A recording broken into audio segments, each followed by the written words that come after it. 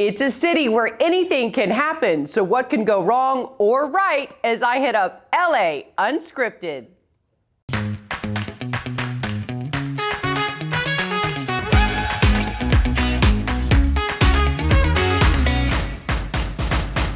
We live in a city with endless things to do, people to meet, and we want to do it all with you. Hi everyone, I'm Dana Devin, and consider LAU your tour guide to all the must-dos and have-to-tries around town.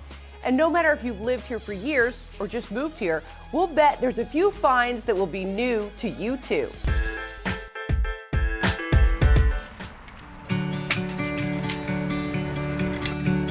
How's it going, Jenny? Good, how are you? Doing all right.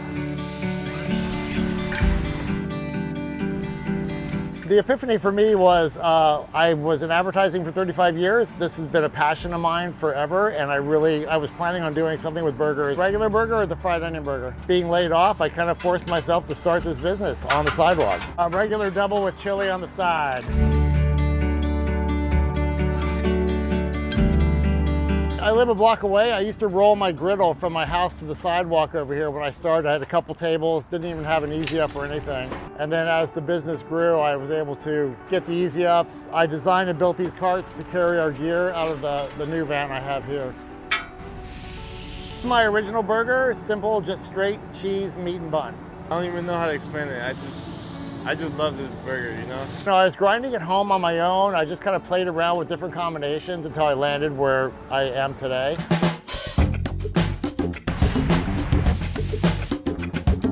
It was just experimentation at home, and I think that's what makes my burger unique here in LA. Only a 3-stack today, huh?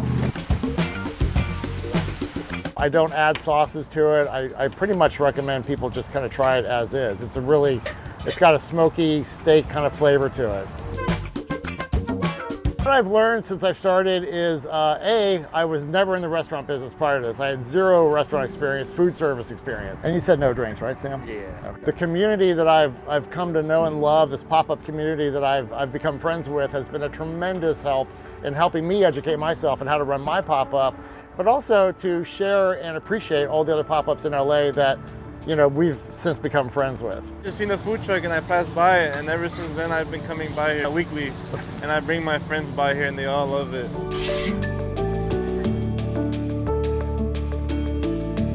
I think what makes me do this every day is being able to serve a burger that I love, and also my customers. I have fantastic customers that return every week to come get our burgers. I wouldn't trade it for the world.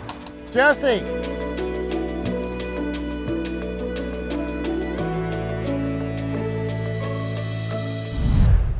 From the valley to the ocean, the mountains, the desert, and everything in between, there are so many incredible enclaves to discover in Southern California. So let's see what our Jasmine Simpkins is up to. Woohoo!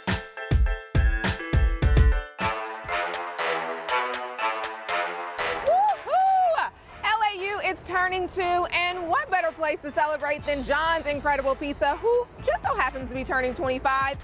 And I've got Incredibear here with me. Let's party! Well, first of all, thank you all for coming. We're excited to have you here and to be able to showcase what we do here at John's. What's your favorite pizza? Honestly, my favorite pizza is a peanut butter and pepperoni pizza. We opened our first establishment in 1997 in Victorville, California. A year later, we put a unit in Bakersfield, and then the year after that, Fresno, Modesto, Stockton, Roseville, and so forth. And so we've been doing this for 25 years now. We have 10 locations open at this time, 9 of them in California, 1 of them in Las Vegas. We opened it literally a matter of months before the pandemic hit, and we had to close down. But it's a beautiful location. It's close to downtown Los Angeles. So John, this is where all the magic happens, I take it. This is it. We have 3 different conveyorized ovens, so we can cook 50 pizzas at the same time. Well, number one, we are an all-you-can-eat buffet. You pay at the door, a fixed price, you come in, and we offer a tremendous variety of pizzas. Our pepperoni and peanut butter pizza is actually quite a popular pizza. It doesn't sound like it would be, but it is. But for the adults, we've got Canadian bacon and pineapple and just all kinds. We've got the taco pizza, almost any variety you can think of. we put out there. And if we've got the ingredients in stock and someone asks for, can you make a pizza with this, this, and this, we'll do that for them. In addition to that, we have a full line of pastas. We have fried chicken, we have a huge salad bar, lots of desserts. And so we try and create something that'll satisfy most everybody's palate. We're not just for kids, and that's the message that we try and get out there. We've designed this for the whole family. I want mom and dad to come in. So this is the secret to the pizza. Now, this really does help. I mean, it's called a spiral mixer. The bowl spins one way, the dough hook spins another, and it more gently kneads the dough. But that is where it all starts, yes. We make this several batches a day, every day. We make several hundred pounds a day here. And so we have the 5 different themed dining rooms on this half of the building. And the other half of the building, we have, I think this location has 10 independent party rooms. One of our big highlights are our birthday parties. It's all you can eat in every one of our party packages we offer, so the guests get to choose anything they want from our buffet. So here at our Carson location, we have Crazy 8, which is our main attraction. We also have Glow Golf here. We have our Kiddie Carousel and bumper cars. Different locations have different rides depending on which store you go to. We have new games, a lot of the newest technology in arcade games, such as Halo. We have a game called Asphalt 9, which is a car racing game. It's really neat, but there's over 100 different arcade games here, so there's a lot to choose from. Our mascot's name is Incredibear. We use him for different events, different promotional items. He'll come out and do different dances, picture events when we have special events going on, like our upcoming 25th anniversary. So it's pretty neat. We definitely do a lot with the community. We try to do a lot of different promotions, especially with schools, camps. I was probably about 15 or 16 years old when the Montclair store opened up near my house, and I did used to visit, and then started working at 17 years old for the company. It definitely does take me back to my childhood, coming through and seeing all the kids happy, and it's really the highlight of my day is when I see everyone having an incredible time. I love coming in here and seeing children with big smiles on their face, and the parents are happy, and everybody's having a good time. It feels great to have made it to 25 years because I can take the satisfaction in knowing that I've accomplished something that has brought a lot of happiness to a lot of people. We've had thousands of birthday parties over the last 25 years, people that come in here and just celebrate that special occasion, and to be a small part of that is pretty gratifying to me. Hi, I won all the games.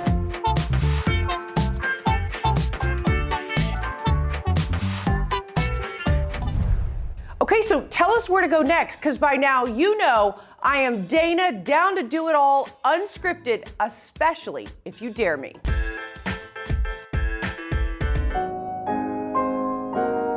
There's a really great artisanal perfume culture here on the West Coast that doesn't really exist anywhere else in the States. I'm Christopher Gordon from the Perfumer Studio in Hollywood.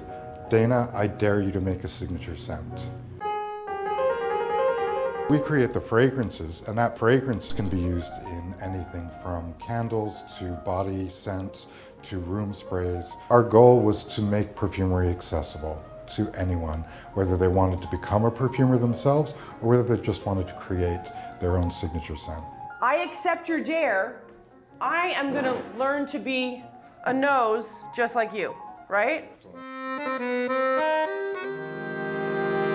I think everyone should have a scent that they like to wear that makes them happy, confident, feel dressed and ready for the day. Mimosa. I want to smell that one. Smells just like yesterday. Scent is one of the most powerful senses that we have. And even between people, a person can wear the same fragrance and have it smell different than their best friend because their skin is different, because they may have dry skins, a different diet even can affect the smell. You know how in a wine tasting, they'll have like something to cleanse your palate? Do you have things like that that will cleanse your palate? Really the best thing to do is to smell your own skin where you don't have any fragrance on. Coffee beans don't really work, they're just another volatile scent. How do we get started? So we get started by choosing one of these base fragrances. Okay. We've got a selection of feminine, unisex, and masculine fragrances. I definitely think I like sweeter. Okay. Yeah. So I would suggest Sensual Gourmand. Because I am one. We write down the formula, but we keep this on file. Okay. So if you fall in love with it, you can always come back. We're going to do 30 drops of that. So Sensual Gourmand is here. Now when I count, I'm going to do it very sensual. 1, Oh, that's not a drop. Oh, it's not? What? Let's add some of the jasmine. Let's do 12. So we offer a quick 2.5-hour Saturday class a couple times a month where people just come in because they want to make a perfume. They've thought about it, they love perfume. After that, we have a foundation in perfumery, which is geared towards people who want to go into the business. They want to become perfumers. So it's more in depth, it's a few days long. So we give that a little shake, mix the oils in, and now we're going to smell the final creation. The moment of truth. I'm so excited. It smells delicious. It smells amazing. I'm gonna wear this every day. Wear it in good health. Yeah, thank you. Done. Cheers. Oh my God, it was so cool.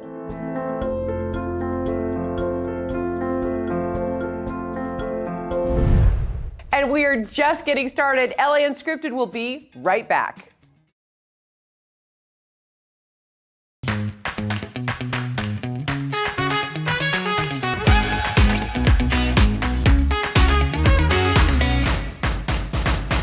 Welcome back to LA Unscripted, everyone. I'm Dana Devin, and we want to know how you live life unscripted. I mean, what does that even mean? Well, to us, it's going outside of our comfort zones, discovering new places, and meeting people that make SoCal so special. Yeah, so it's going to be here, and then the shading, I'll connect it with the skyline. That way it can look like everything's just one piece. The first time that I did a tattoo, it was about 13 years ago. And when I did the first tattoo, I just felt like, man, that's cool, you know, I can put my art on someone, you know? I was actually born in Michoacan, Mexico. Came over here when I was 8. We grew up right here in Pomona. It was a little bit rough. I got into the tattooing industry. Nobody in my family had their own business. I remember I tried to apply for jobs around the tattoo shops around the area, and nobody would give me a job. I was just like, I'm just gonna open my own shop. My name is Jose Guijosa, owner of Killer Tattoos. My true passion is doing dyer tattoos. I'm about to reveal the championship ring. Ya tú sabes quién es. I became a big dyer fan. I started decorating the shop with a lot of dyer banners. Customers started seeing that we love the dyer, so they started coming asking for dyer tattoos. And I've done from just the little LA logo all the way to the whole Dodger Stadium. About 8 years ago, I did a Dodger Stadium on one of my friends on the side of the head. That one was super detailed. I remember I finished like at 3 in the morning. I posted it on social media, and right away it just went viral, it blew up. I wanted the stadium with the piece of LA, because it's home. I didn't grow up in LA, but Dodgers is home to me. I saw his Dodger work, and I knew he was the guy who had to do my tattoo.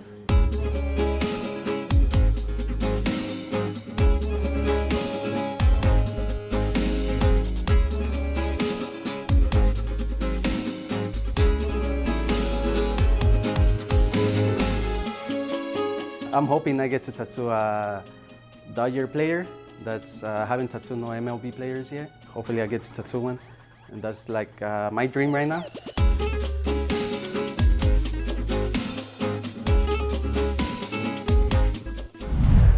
So what else is everyone talking about?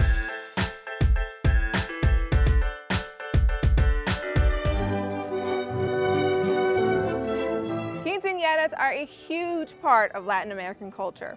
I didn't get to have one for obvious reasons, but today I'm getting a taste of a quinceañera thanks to the folks at Festively. Festively is an online marketplace where anyone who's hosting a party or a wonderful celebration can go and find amazing, talented local vendors and really discover some unique items for their next party.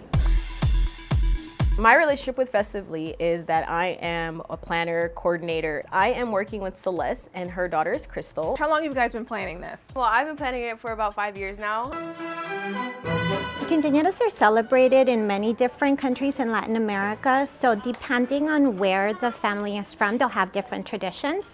But typically what we follow is a grand entrance with the immediate family, father, mother. Then we go into the entrance of any special family members, any grandparents, and then we go into the court, which is all the boys or the girls that are participating with the quinceañera and her dance. After those dances are done, we do the surprise dance, which I will be teaching you today.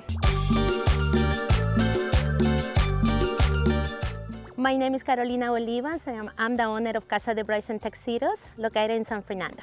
Casa de Brides and Tuxedos is a wonderful store that will welcome all the beautiful quinceañeras to come, and we help you to get your beautiful dress for that special occasion. So did you find me something special? I did, and actually, you can wear it today. Oh my goodness. A lot of bling bling, like I say. A lot of bling bling. Not that dramatic, but I think it will make you love it. feel what you wanted to feel. All right, well, let's try this bad boy on. You can't have a quinceañera without good food, and you were in charge of that. Okay, so what is the menu that you've curated for this quinceañera? Traditional mole with refried beans and Spanish rice. And we cannot have a quinceañera without dessert. Without the flan! Oh my God. Oh, so good.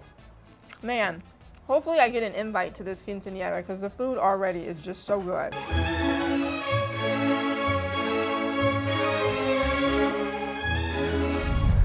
That's what I love about this show, making everything and every moment special.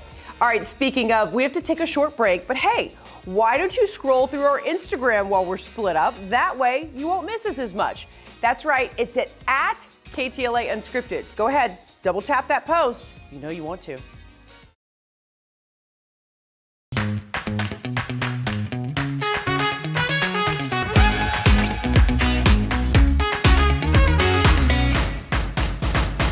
We love LA. There's just so much to discover, so you'll definitely want to bookmark this.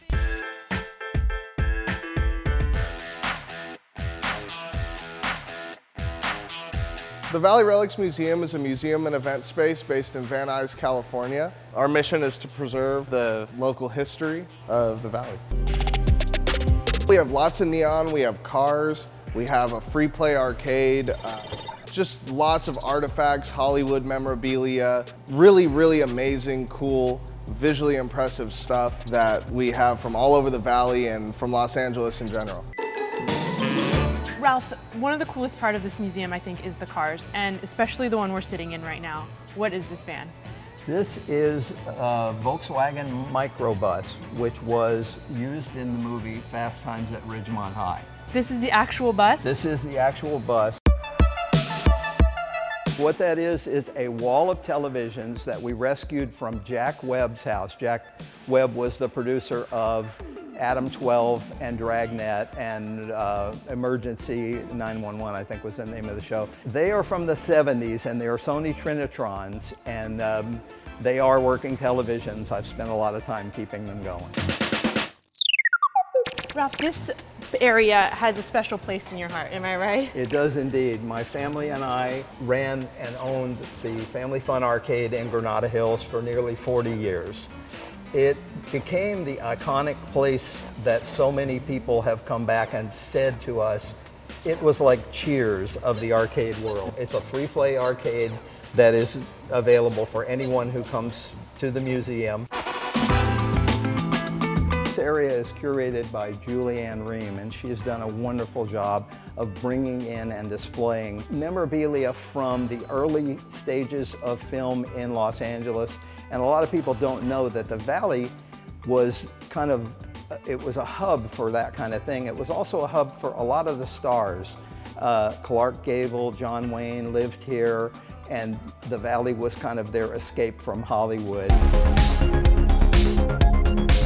It's important for us to preserve this history because a lot of people don't know how important the San Fernando Valley is, whether it be aerospace, BMX, sound equipment, and really spillover for Hollywood. So much came out of this place, and it really doesn't get the recognition that it deserves.